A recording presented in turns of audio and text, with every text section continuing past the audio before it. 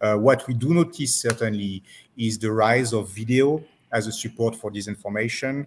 And it has at least two possible explanations. One is it is attractive to the consumers of information and disinformation, but also it is much more difficult to monitor.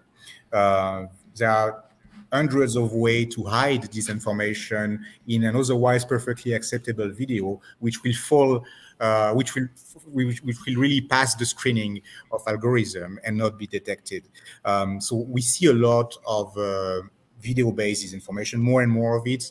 We saw the evolution really on a monthly basis in the pre-electoral period. And some platforms are better equipped for video support than others. TikTok has seen a major rise of disinformation for this election, for example. But in general, what we see is the same disinformation operators, notably the largest one, are present on all social media, have accounts on all social media, and adapt their messages to the various platforms and support. But are they equal in significance? I mean, the platforms that are used for disinformation, or for example, TikTok has become the main battleground for disinformation, so to speak.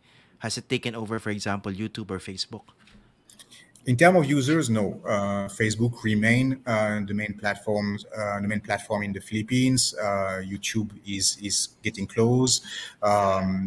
TikTok has been the most downloaded platform in the Philippines in 2020, but has not reached the same number of users yet.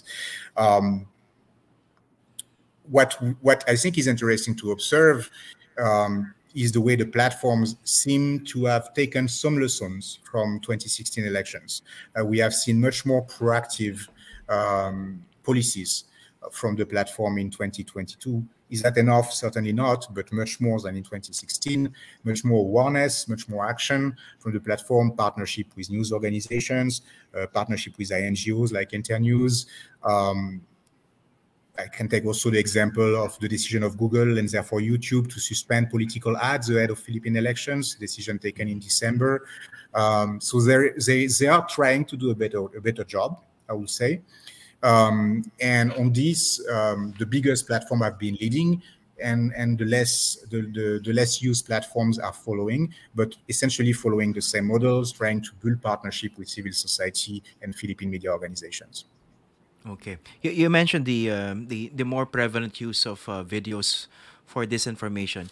Can you cite examples of how somehow a seemingly innocuous video can be used for disinformation? Are we talking here of, let's say, simple videos about instructions on how to cook or how to improve your hair on a bad hair day, for example, and then in the middle of the presentation you can insert certain political content?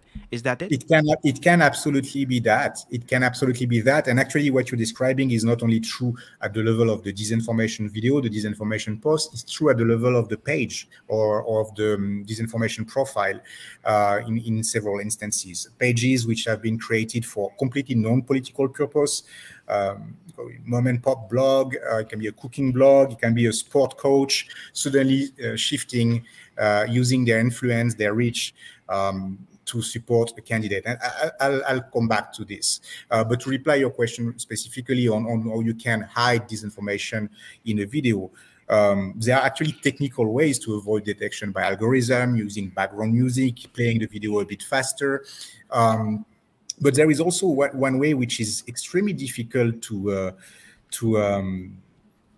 contain, because it's really at the limit of disinformation.